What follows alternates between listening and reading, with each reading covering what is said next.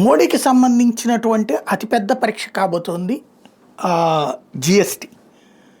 GST Modi వచ్చాక ఏ నెలకు ఆ నెల పెరుగుతూనే ఉంది, ఏ ఏడాదికి ఆ ఏడాది పెరుగుతూనే ఉంది.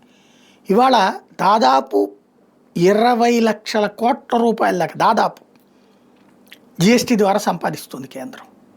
దీంట్లో వచ్చేటటువంటి డబ్బులే రాష్ట్రాలకు ఒక పెద్ద ఆదాయ వనరు. ఇవాళ అనేక సంక్షేమ పథకాలు ఇవ్వగలుగుతున్నారు అంటే అదే. కానీ ఈ జిఎస్టీ మూలంలో ఒక లోపం ఉంది.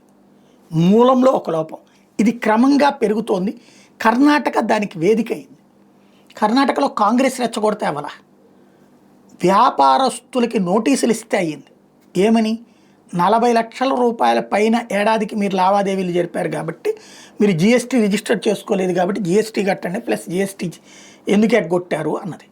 ఇప్పుడు వాళ్ళందరూ జిఎస్టీ కట్టాలంటే లక్షలు కట్టాలి. నేను మొన్ననే లెక్క కూడా చెప్పా. జిఎస్టీకి సంబంధించి ఇప్పుడు ఒక బండి, టిఫిన్ బండి నడిపే వాళ్ళు 10,000, 20 రూపాయలు, 20,000 అనేది నార్మల్. 30,000 కూడా బిజినెస్ చేస్తారు. ఏముందండి ఇవాళ రోజున ఇడ్లీ ఒక్కోటి 10 రూపాయలు, బండి దగ్గర కూడా ఒక్కోటి 10 రూపాయలు, బజ్జీ ఒక్కోటి 10 రూపాయలే చెప్తున్నారు. కొన్ని ఏరియాల్లో 10 రూపాయలకు 2 ఇవ్వచ్చునేమో, లేదా 20 రూపాయలకు 3 ఇవ్వచ్చునేమో. ఓవరాల్ నేను చెప్తుంది సగటున. ఇట్లాగా చేస్తున్నప్పుడు ఒక 100 మంది తినరా, 125 రూపాయలు అయితే అవ్వవా? 100 రూపాయలు అంటే అది చాలా చిన్న వ్యాపారం అని.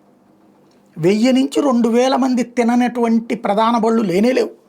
5,000 మంది తినేవాళ్ళు ఉంటారు పొద్దునుంచి సాయంత్రం దాకా అమ్మేటటువంటి. అట్లాంటి స్టేజీలో 40 లక్షలు అనేటటువంటిది ఆ బళ్ళ దగ్గర, ఆ చిరు వ్యాపారుల దగ్గర common. Juice stalls, tiffin centres, ఇట్లాంటి బుడ్డి చిల్లర కొట్లు, బడ్డీ కొట్లు, ఇట్లాంటి వాటిట్లో ప్రాబ్లం లేదు, పూల కొట్లు ఇట్లాంటివి. కానీ టిఫిన్ సెంటర్స్ వీటిట్లోనే దాని పేరే ఉంటారు కర్రీ పాయింట్స్, బిర్యానీ పాయింట్స్, ఇట్లాంటి వాళ్ళ దగ్గరనే ఎక్కువ నడుస్తుంది ఇది. ప్రభుత్వాల లెక్క ఏంటి?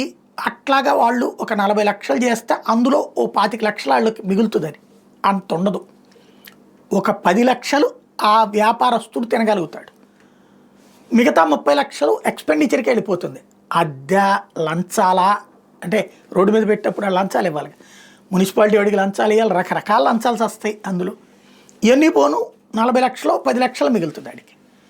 ఈ 10 లక్షల రూపాయలు అతనికి ఒక రకంగా అతని కుటుంబ పోషణ నడిచిపోతుంది, భవిష్యత్ అవసరాలు తీరుతుంటాయి. ఇప్పుడు అతనికి ఇందులో ఓవరాల్గా ట్యాక్స్ కట్టేయమంటే 40 లక్షల్లో 4 6లు 2,40,000 రూపాయలు తీసుకెళ్ళి కడితే అతని జీవన విధానం పక్కకి వెళ్ళిపోతుంది.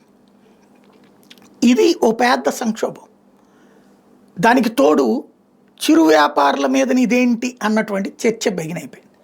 అందుకని వాళ్ళు ఇప్పుడు యూపీఐ ట్రాన్సాక్షన్స్ వద్దు, క్యూఆర్ కోడ్ వద్దు అనేసి క్యాష్ తీసుకురమ్మని చెప్తున్నటువంటి సిచ్యుయేషన్ బెంగళూరులో బిగినైంది. 25న రాష్ట్ర వ్యాప్త సమ్మెకి సిద్ధమవుతున్నారు. దీనికి వ్యతిరేకం కాంగ్రెస్కి ఆటోమేటిక్గా రెచ్చిపోదు, దేశవ్యాప్తంగా ఇష్యూని తీసుకెళ్ళుద్ది.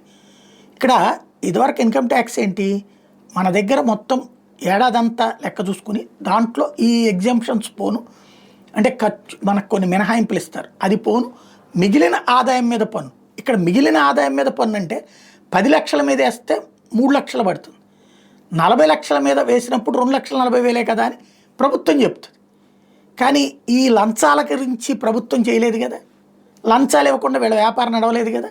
ఇక్కడ అసలు సమస్య ఉంటుంది. అంటే ప్రాక్టికాలిటీకి విరుద్ధమైనటువంటిది.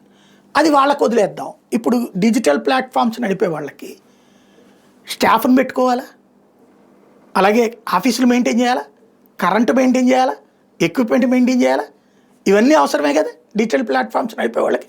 అది న్యూస్ వెబ్సైట్లు కావచ్చు, యూట్యూబ్లు కావచ్చు, డిజిటల్ నెట్వర్క్లన్నిటికీ. ఇక్కడ వీళ్ళకి అకౌంట్లో డబ్బులు పడగానే దాంట్లో నుంచి 18% మింగేస్తుంది జిఎస్టీ కింద. ఇక్కడ ఇవన్నిటి మెయింటెనెన్స్కి అయ్యే ఖర్చుతో పోల్చుకుంటే నష్టాల్లో ఉన్నోళ్ళు బోల్డ్ అంతమంది, కష్టాల్లో ఉన్నోళ్ళు బోల్డ్ అంతమంది, వదలలేక కొత్తగా ఏం చేయాలో అర్థం కాక తలబట్టుకుంటున్నటువంటి వాళ్ళు రేపు పొద్దున వీళ్ళకి తోడవుతారు. భవిష్యత్తు చాలా పెద్ద ఇష్యూ కాబోతుంది.